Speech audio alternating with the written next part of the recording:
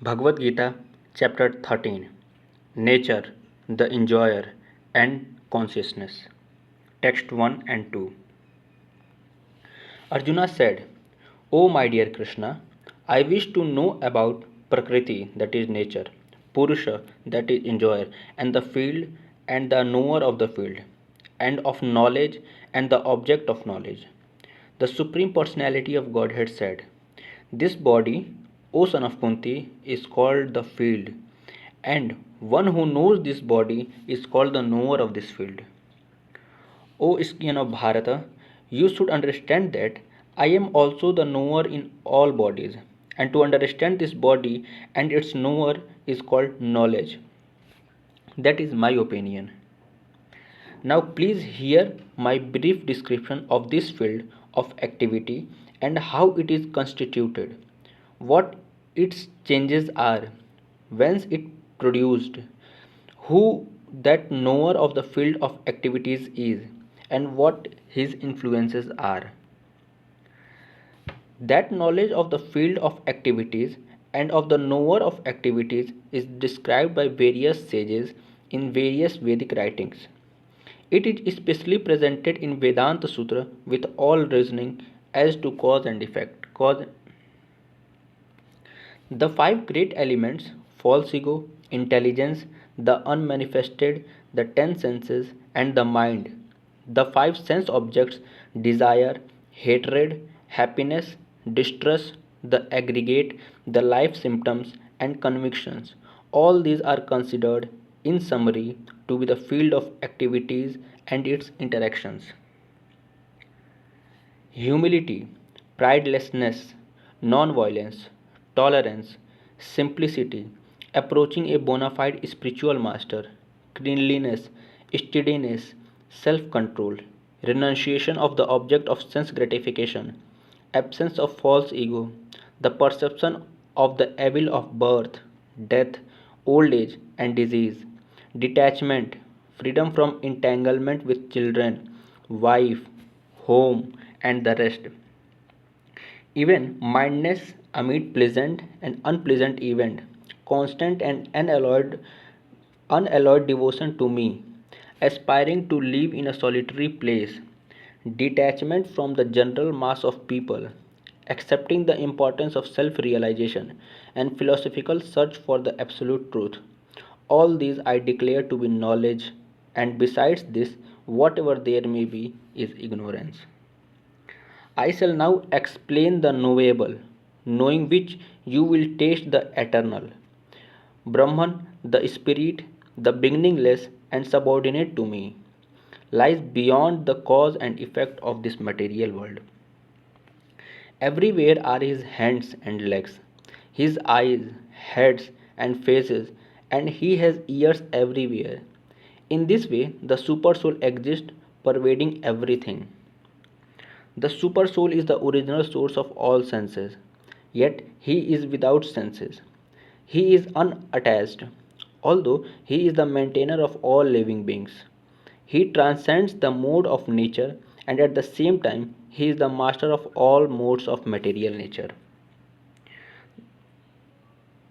The supreme truth exists outside and inside of all living beings, the moving and non moving, because he is subtle. He is beyond the power of material senses to see or to know. Although far, far away, he is also near to all. Although the super soul appears to be divided among all beings, he is never divided. He is situated as one, although he is the maintainer of every living entity. It is to be understood that he devours and develops all. He is the source of light in all luminous objects. He is beyond the darkness of matter and is unmanifested. He is knowledge. He is the object of knowledge. He is the goal of knowledge.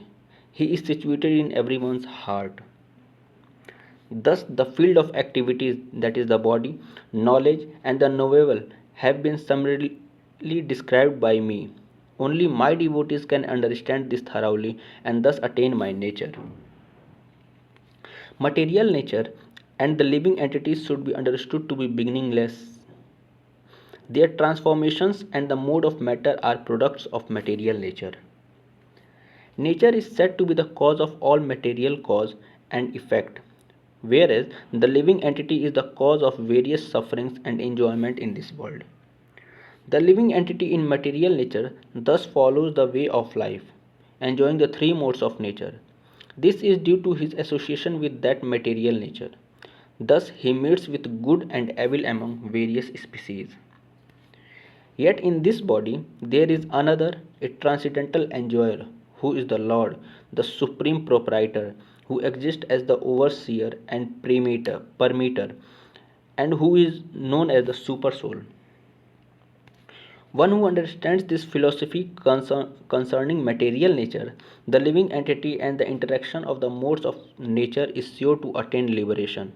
He will not take birth here again, regardless of his present position.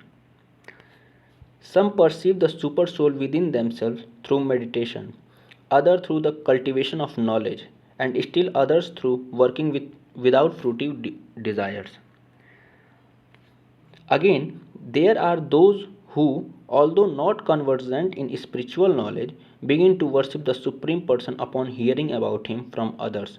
Because of their tendency to hear from authorities, they also transcend the path of birth and death. O Chief of Bharatas, know that whatever you see in existence, both the moving and the non moving, is only a combination of field of activities and the knower of the field.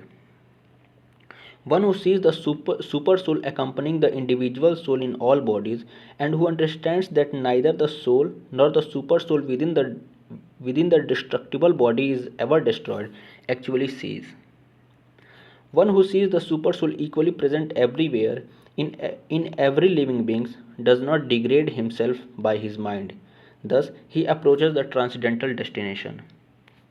One who can see that all activities are performed by the body, which is created of material nature, and sees that the self does nothing, actually sees.